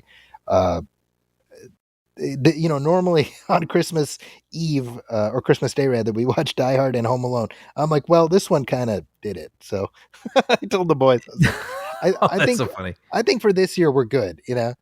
That's really I said not that, but I said I mean this is gonna play every year now. Like I mean Yeah. they're gonna show this at screenings. I'll probably watch it. Like they and it's a tightrope. I had someone give me a Santa Kicks Ass script to read a couple years ago, and the thing about it was all mean. Everybody sucked. Like it was just like I said, like the cynical Yeah. take on everything Christmas. And I'm like, yeah, but then there's nothing to connect with, and I think this is a tightrope making this kind of Christmas movie. And they just found that balance. I mean, especially I'm just the relationship Santa has with this girl and the way that they talk to one another over the radio. I really feel like that's such a key, because if he just hated everybody and then learned to care about people, that's one thing, but it might not work as well. But he still cares. Like there's a person in there. He's got a backstory. I mean, we get like a glimpse of like warrior Santa, which is kind Yeah. of interesting, Right. and I don't know. And then, but I mean, as much credit as I'm giving all the story and all that stuff, it is super fun to watch him use snow blowers to like Yeah. dispatch people and Christmas lights. And, they lean in. They must have walked through a Christmas section of like a Target and been like, ooh, that would be fun. Like, Well, what's great is you talk about his backstory, and he talks about his beloved hammer, Skull yes, Crusher, right? yes, And that's like amusing and interesting by virtue of giving the backstory. But what's great is you get a scene then where Santa is in a tool shed, and he finds a sledgehammer, yes. and you're like, oh shit. Yeah, yeah, yeah, yeah. Yeah, yeah. Uh, so big thumbs up for Violent Night. Yep. Yep. I mean, know what you're getting into, by the way. I mean, this Yes, is it's right there violent. in the This is title. violent. Yes, it is very violent. It is funny because again, like I said earlier, Federican violence, it's you never know, like sometimes, but with her, she like looked away a lot, but she still was enjoying it because I think the movie is kind of giddy. So it allows you to take it to almost like a cartoon place. Yeah, So I agree with that. Yeah. yeah. Let's take a little short break, and then we'll talk about one more big release right now.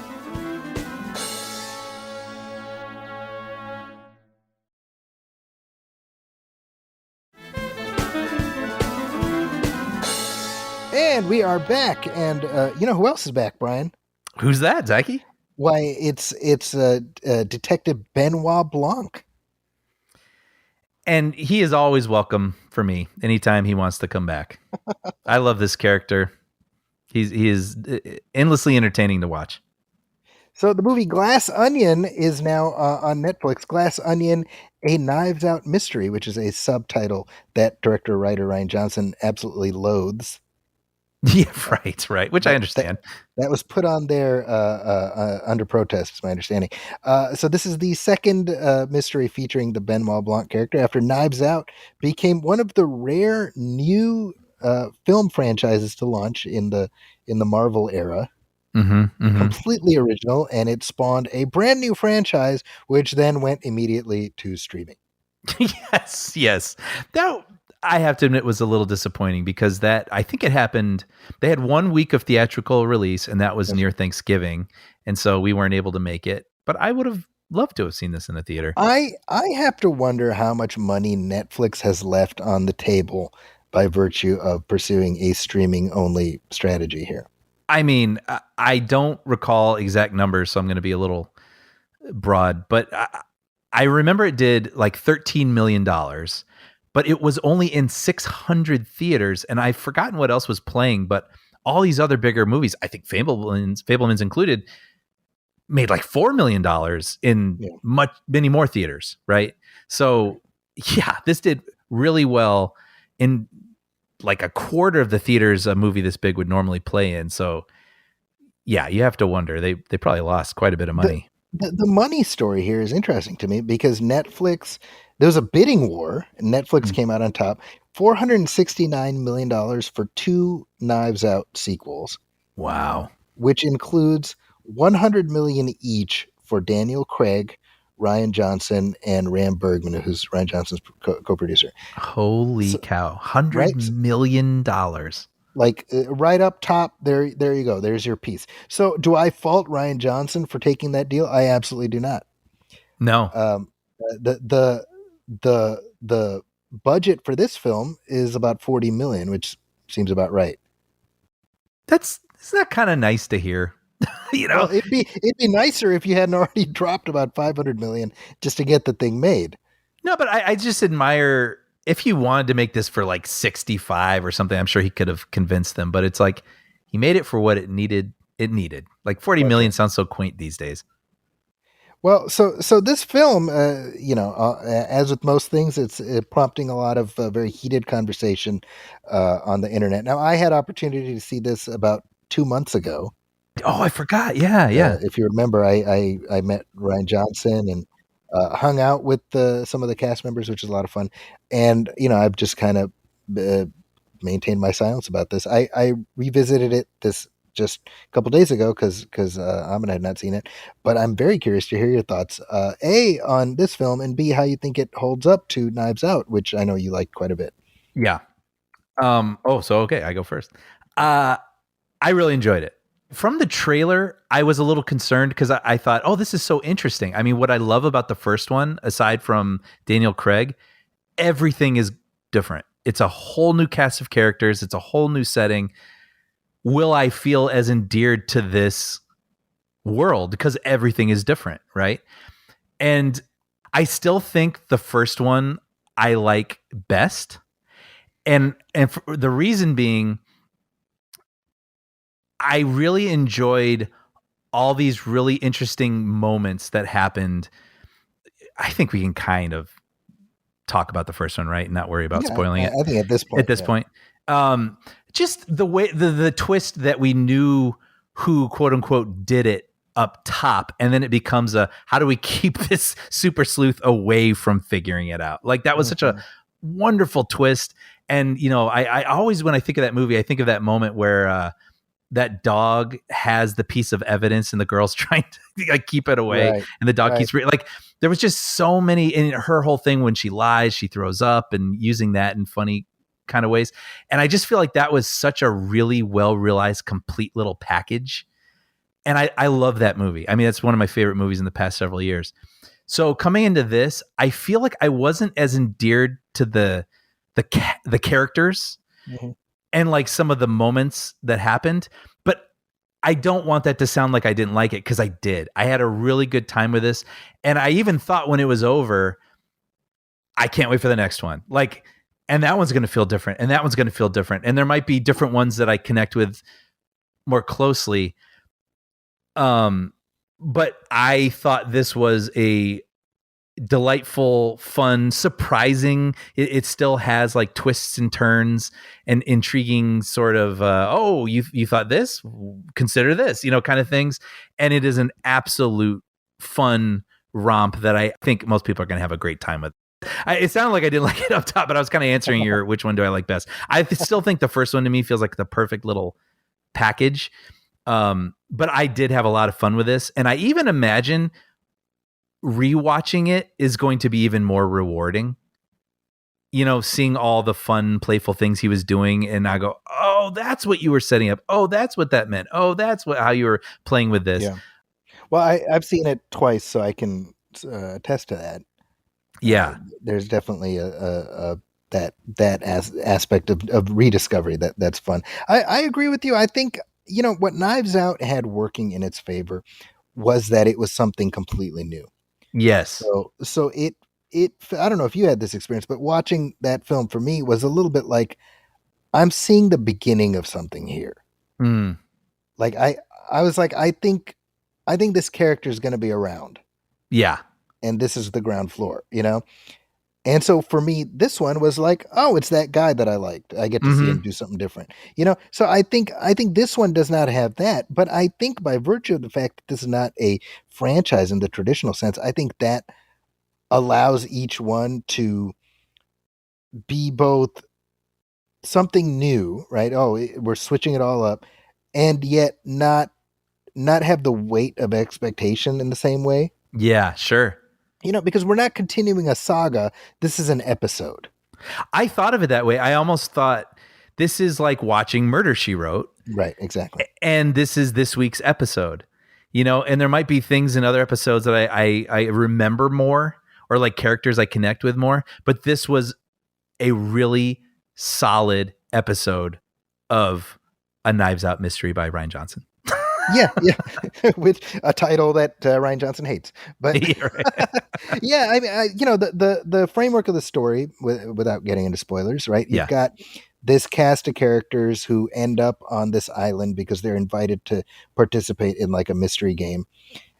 And I think the trick always is how do you keep these characters from all being one note, right? And it all being Mhm. the same note, Right. and yet form some degree of empathy, right? That's the trick. Mm-hmm.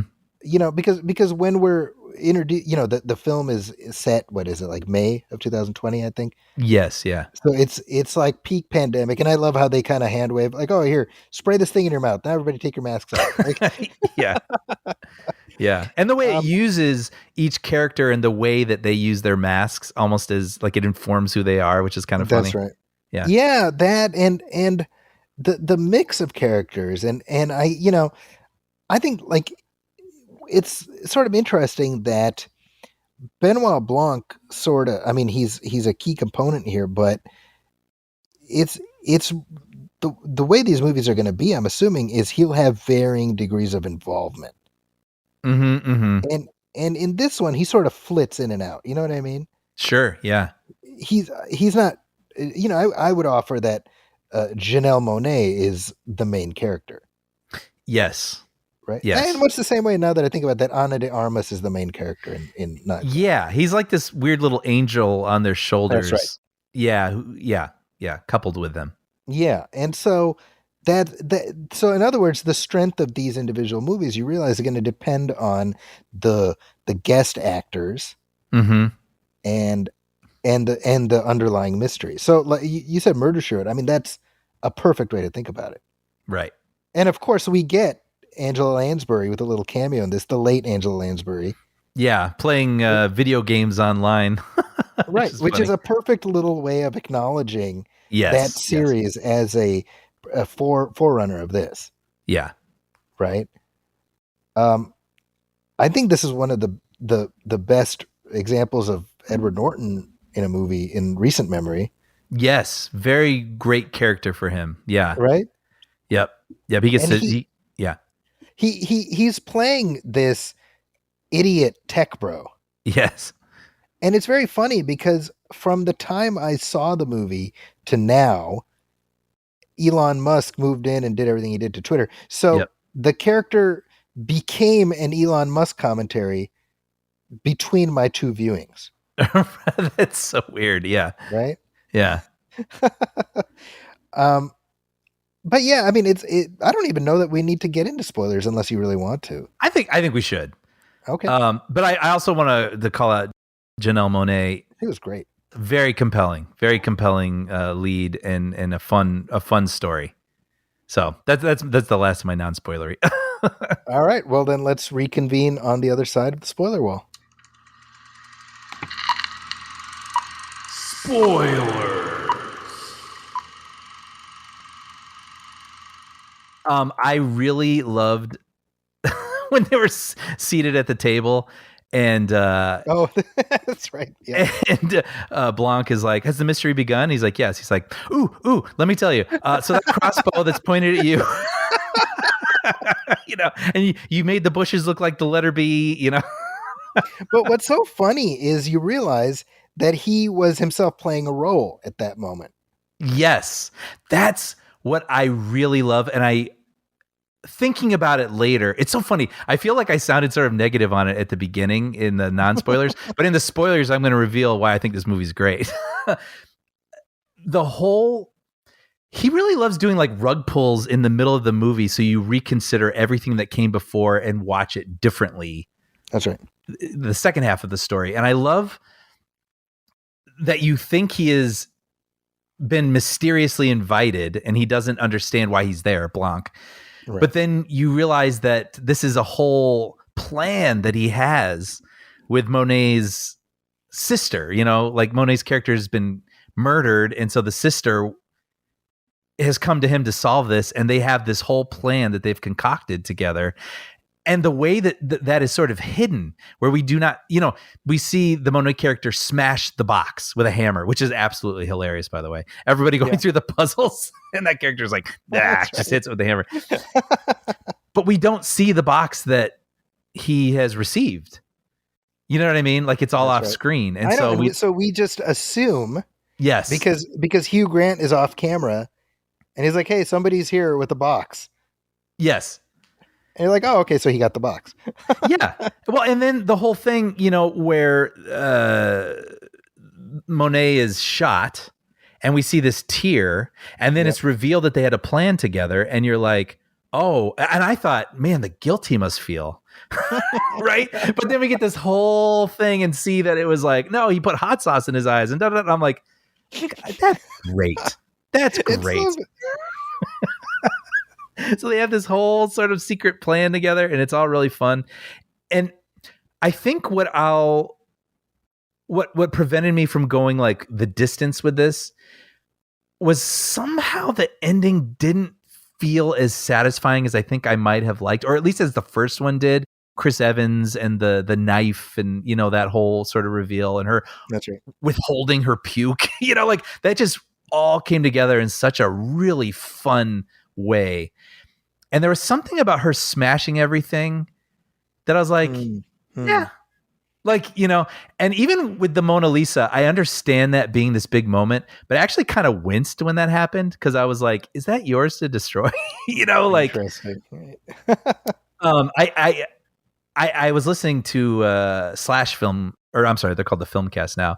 And it was interesting hearing them articulate what I was feeling, where what one of them was saying, if she had like destroyed the pyramids of Giza just to make Elon Musk upset for a minute, like, how would you feel about that? And I was like, I think I kind of had, I mean, look, she's mad because of her sister, so I want vengeance too.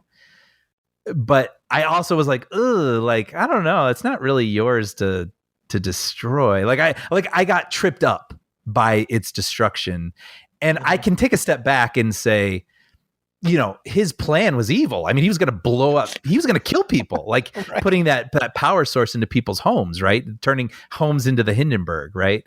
That's right. So ultimately, he destroyed the Mona Lisa in sort of a way, and thankfully, by its destruction, lives will be saved. But like, my brain has to do a walk to get there, and I Well, think I wanted, I sorry, go wanted ahead. the instant satisfaction. And like I said, I got tripped for a second, being like, "Ugh, I don't. Is that okay? You destroying that?" you know? I think the problem for me, and maybe this is sort of running parallel to your issue, is that takes me out of the movie because I'm like, well, that didn't happen, Interesting. right? So I'm like, well, we know the Mona Lisa's not. I mean, I don't know, Yeah, and yeah. maybe I'm overthinking it. No, but again, I mean, I have to give credit to the film cast for this, because it made me think about this and consider this. But they're like, this seems to be a running motif for Ryan Johnson about killing the past, or like destroying the Mm, past and that's interesting. moving forward, and saying like, who cares about this? Consider this, and we move forward from here. And I was like, oh, that's your mileage may vary, Yeah, honestly. yeah, With that's a good that point. whole notion. But I'm sorry, that doesn't exactly speak to what you just said, which is, maybe that's he also figured people would get relief over the fact that you know Right. okay, this is a story, and this is what they did to accomplish Well, I this. mean, But next time you're in the Louvre, just remember that that's a copy that you're looking at. that's So, right. That's right. But yeah, I mean, overall, like I had a blast with this, and I was like, every 2 years I'm ready, like give me another one of these. yeah, that's. I mean, going back to what we were saying at the beginning of this conversation. I mean, when you look at the fact that this really does feel like a ready to go franchise, uh, consigning it to streaming, and maybe that's too strong a word, feels like it's doing a disservice. Notwithstanding all the sweet sweet simoleons that are lining Ryan Johnson's bank account. Yeah, maybe now he has the Mona Lisa at his house. No, yeah, you never know, right? Yeah. Uh, I think it's just refreshing to have, and he's talked about before, like he doesn't want this to be a series in the traditional sense, and I'm like, yeah, I think of it, it's like watching a Law and Order or something. You get like 45 minutes that the mystery is going to be solved. You know Mm-hmm. that Mm-hmm. most likely Benoit Blanc will solve the mystery, and that's the fun of it. It's like Columbo, right? Like Yes. you're not Yeah. you're not watching an episode of Columbo to be like, oh, is he going to solve it? You're like, well, how is he going to? Um, how is he going to expose the people who did it? And I think that's what they're doing with these. And I think what both films have done well so far, which I am not envious of Johnson having to continue this, is he has pulled the rug, like I said earlier, a couple times, and it's done so well, and it recontextualizes things in a way that's so delightful, that it makes the whodunit feel fresh. Yeah, And like I said, I'm not jealous of him having to continue to think up ways to do that. I was definitely thinking about that. Yeah, like Yeah. the process by which you avoid becoming your own set of tropes. Yes. Yes. You know, Yeah. But so far, so good for me. So well, fingers crossed that they can keep the momentum going. yeah. Yeah. But yeah, I can't imagine. I text my parents. I'm like, watch this. You're going to love it. I mean, they like the first one, but I was reminding him it existed, cause I mean, being on Netflix, I don't know that they've seen Yeah, ads that's or right. anything. It But does I feel, think by most the people are way. going to love this. I think anybody who watches it, generally speaking, the reaction has been pretty positive. I mean, there's some critiques that are kind of silly. I saw Ben Shapiro, this clown on Twitter, just going after its politics and everything else, and I'm like, oh, or he's like, oh, there's all these misdirections. I'm like, yeah, it's a mystery, buddy. Yeah. You know. One thing I will say though is, and you tell me if you disagree with this, but when you look at Daniel Craig in this versus in No Time to Die, it feels like he was having a load more of a good time in this one than in that one. Yeah, I think so. I think so. I think he enjoys playing this character. Which makes me happy, because I don't want him to get tired of it. I hope they make 5, 6. Like Mission Impossible. Just keep making them. Keep it. Netflix better pony up another $469 million. Right. Keep that going. So any other thoughts on a Glass Onion? No, that's basically it. Just a delightful 2 hours. So Well, this has been a delightful 2 hours in and of itself for me as we wrap up our output for the year 2022. I agree wholeheartedly. Another great year doing this with you. Well, I wanted to share a letter, Brian, that we got. This is from Corey Hebine, who messaged us. He wanted to make sure to get one in on the occasion because this is our 10th anniversary year. And so I figured this is a good way to wrap up the year. He says, "Hey guys, I want to congratulate you both on 10 years of the Movie Film Podcast. It is an amazing accomplishment." Thank you, Corey, for that. Yeah. Over the years, the wife and I have gotten used to all of the Zachy and Brian common sayings and references that we wanted to come up with a bingo card of them all for the other fans to enhance their movie film listening experience. But as life goes, this was an extremely busy year for us, and we couldn't come up with enough to complete a proper bingo card. So the other listeners can either write in with their suggestions, and I'll make the bingo card, or this list can just be a Pee Wee's Playhouse secret word drinking game. Here's what we got. So here's the list. And folks, if you have things to add to this, send them our way. I would love to hear it. Yeah. So we got, they quote The Simpsons. Check. We do, although we didn't this episode. We didn't this episode. Yeah. Yeah, we missed the boat there. Zachy insults his kids. Well, those idiots deserve it. Brian says a lot of words before starting an actual sentence. That is absolutely true. And that's why I'm a writer, because I have a delete key. That's why I'm not an orator. Sidetrack tangent about Star Wars. Did we do that? These are all so true, by the way. Yeah. This is a unique episode. Although this one, we talked about Rian Johnson, but somehow we did not have a Star Wars tangent. That's true. Although, Ron Howard just gave an interview recently where he said he'd love to do a solo sequel, but it's not a priority at Lucasfilm. I saw that. And so he's saying it's kind of up to fans to generate the energy and interest in making that happen. I think my sense is more he's trying to let fans down gently, be like, yeah, I don't think it's gonna. Never say never, but it's probably not gonna happen. So there's your Star Wars tangent this episode. Thing. Yeah. Let's see. Story of Zachy's kids insulting Zachy. Actually, we got a bonding story. You guys having the same reactions out loud, which I thought was really cute. Kind of a rug pull. Yeah. Brian says boombastic. Okay, I wrote this down because when I've seen this list, which is genius, by the way. When you were talking about the Rambo films and you said that they liked 1 but didn't like 2 as much, I almost said, but you continued and I didn't want to interrupt. I almost said, oh, so that's surprising because Rambo 2 is more bombastic. So I was already made aware that I do this and I still almost did it. I want a t-shirt with a picture of Brian, and it's kind of like a black and white stencil drawing of Brian, and it says bombastic underneath it. Yeah, but I want to look like contemplative. Yeah, you know what I mean? Like just sort of bombastic. You got your hand on your chin. You're looking skyward. Yeah, I like. But is it bombastic? Maybe it's like me thinking. Yeah. Brian drinking caffeine prior to recording and being all hyped up. I did. I don't know if I'm hyped up, but I did. You sound hyped up to me. So all right. Zachy referencing the Magnificent Ambersons. Yes. Now I should mention that we got another note from Adam Ox, who recommended Violent Night to me, and he said, "Dare I say, this movie is the Magnificent Ambersons." So. I think of Santa Claus kicking ass movies. It is absolutely the Magnificent Ambersons. It is the Magnificent Ambersons of that very specific demographic. I agree with that. He compared it, by the way, to Nobody, the Bob Odenkirk movie. Yeah, Federica brought that up a lot. She's like, did the same people make this? Yeah, I think it is the same. It's like the John Wick crew. Yeah, yeah.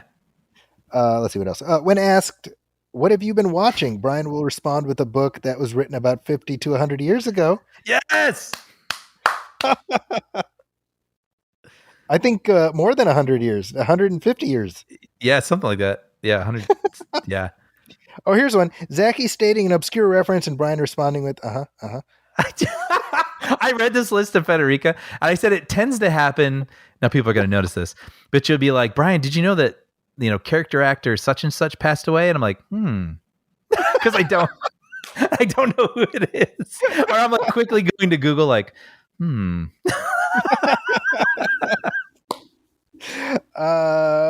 owing money to Zachy for renting movies under Zachy's streaming services. I think about it all the time. There was something I almost watched the other night, and I was like, I should just buy this and put it in his voodoo to my slow making up for everything I've watched in there.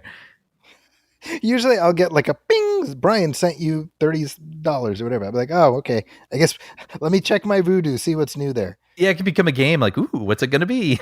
What's it going to be? Well, that is from Corey and Laura, who end their note by saying, thanks again for the entertainment, and we wish you another successful 10 years of the Movie Film Podcast. And thank you, Corey, for the letter. Thank you for listening. And seriously, it's honestly, it's notes like that that keep us going. I know I can speak for Brian when I say that. Yep. I this brought me so much joy reading this. So thank you very, very much.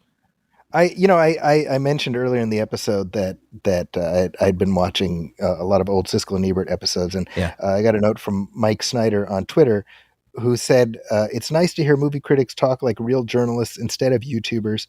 Even when they disagree, it's still a classy show. You and Brian are the closest we got to them these days. I mean, I don't even know what to say about that, except. I mean, I think first of all, it's such a kind thing to say. I don't think I'm remotely worthy. No, yeah. But to even be sort of, in the same, area code. Right. Is incredibly. I've been, like I said, I've been watching those, and I remember a lot of these episodes, watching them when they first aired, right? So for me, and maybe this is you too, but every Saturday evening, 6:30 on CBS, they would show Channel 2, right? On Channel 2. And that was so I'm 12, 13, 14. And I'm watching these, and so that was my engagement with film analysis. Yeah. And I didn't always agree with them. I just earlier today watched their review of The Rocketeer. Oh, interesting.